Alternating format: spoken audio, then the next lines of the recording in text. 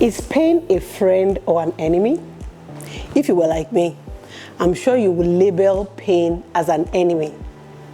I know we've all had our own experiences when it comes to painful events in life.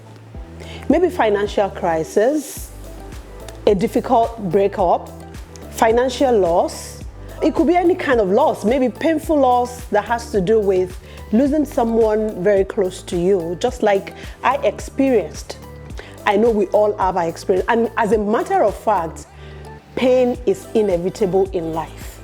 Welcome to my channel. My name is Abosede Fadipe and this is Bouncing Back with B, where you meet with real people sharing life experiences with simple but empowering tools that will help you to bounce back into a life that you were created to live, regardless of whatever kind of challenge you might have faced in life or might even be experiencing at this moment.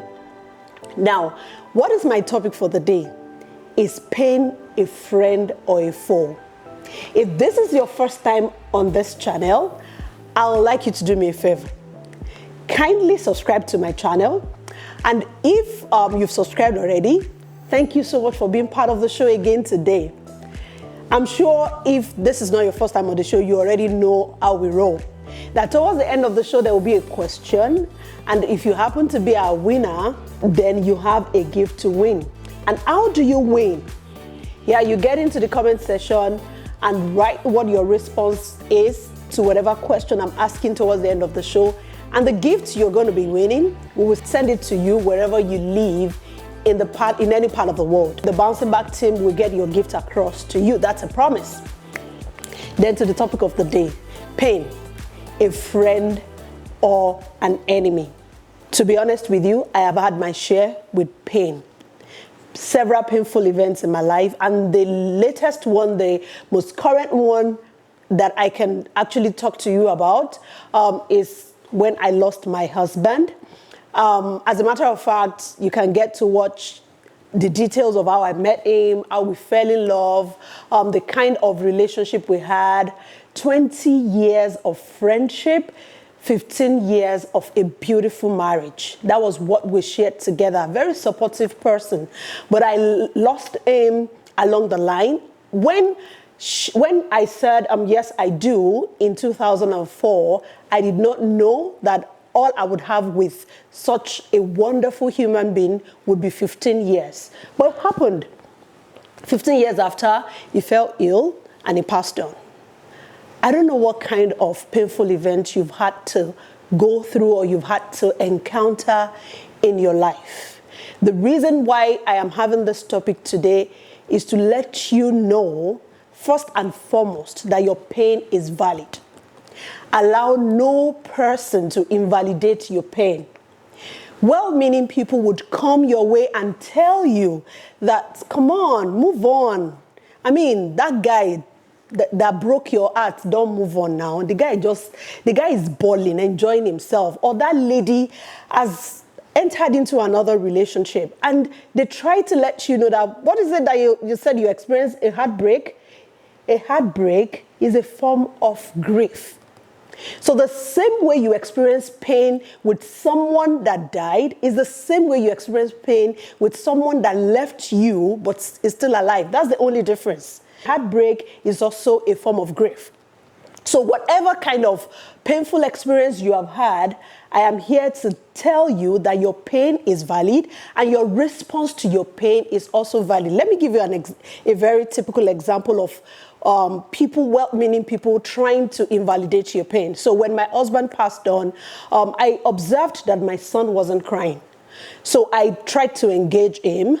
That not necessarily because I wanted him to be sobbing all over the place, but I wanted to know if he was expressing himself the way he should when it comes to his emotions. So I engaged him and he said, "Oh no, mommy, I don't want to cry." I asked him, "Why don't you want to cry?" He said, "Because people that are coming, friends and family are telling me I'm the man of the house. I need to be the man for you. I need to support you now that I am the man of the house." And I'm like, "Sweetheart, you are not the man of the house. One, you don't need to support me. If you want to cry, cry. If you feel like expressing yourself when it comes to shedding tears, go ahead and do it. But I didn't force it. I left him. I just told him, feel free to express yourself whatever way you want to. Then we went for the funeral, and I looked at my son and I saw him sobbing at some point while we were having the funeral. So at the end of it, I asked him, so son, what happened? What changed? I saw you crying. He said, I saw my uncle crying. And I felt if my uncle was crying, then I can cry too. Now for him, he saw his uncle being vulnerable. Because of that, he felt if my uncle could be vulnerable, then I can also be vulnerable. Then he was able to release the tears he has been holding all this while. So my first point to you is your pain is valid.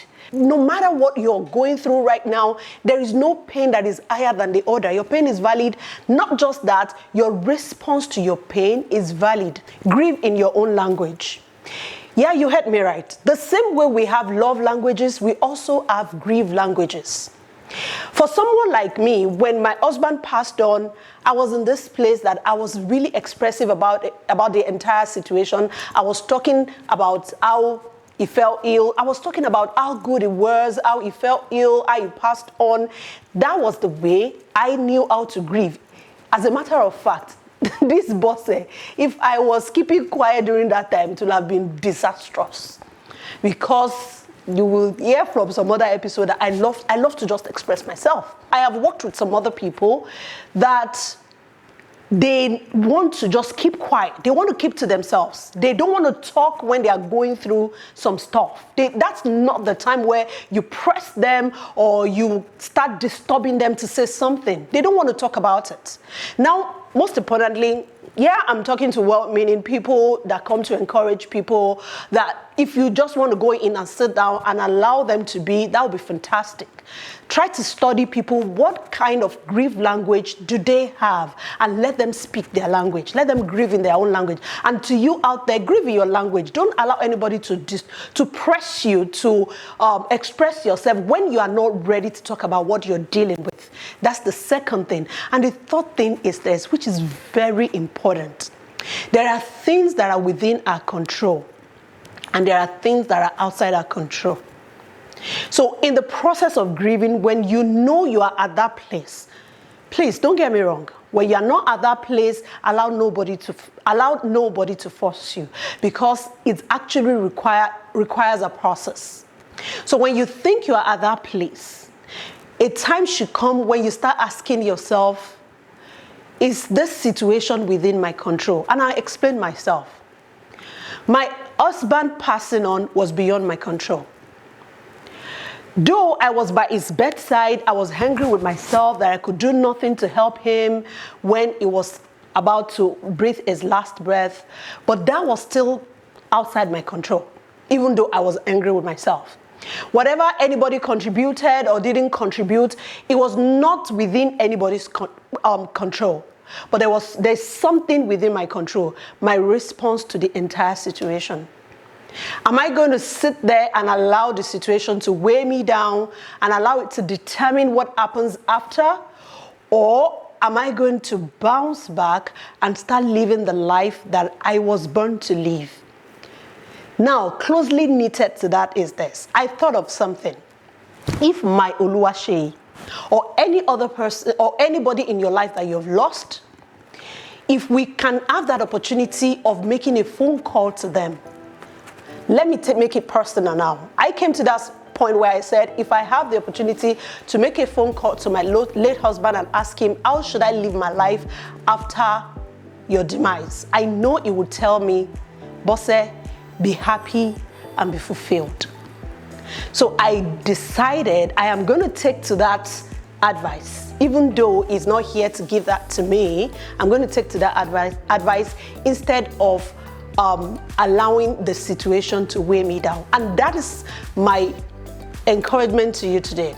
The only thing within your control, especially after a major loss, financial loss, marital loss, the loss of a loved one, or whatever loss you might have experienced, or any kind of painful event. There are times, one of the times when we find it difficult to let go of painful experiences is when we think we caused it. You might need to forgive yourself. You might need to let go of that pain, because especially when you know that you can do absolutely nothing about what has happened, then the next thing is, how do I live my life? What is the next right thing I can do from here?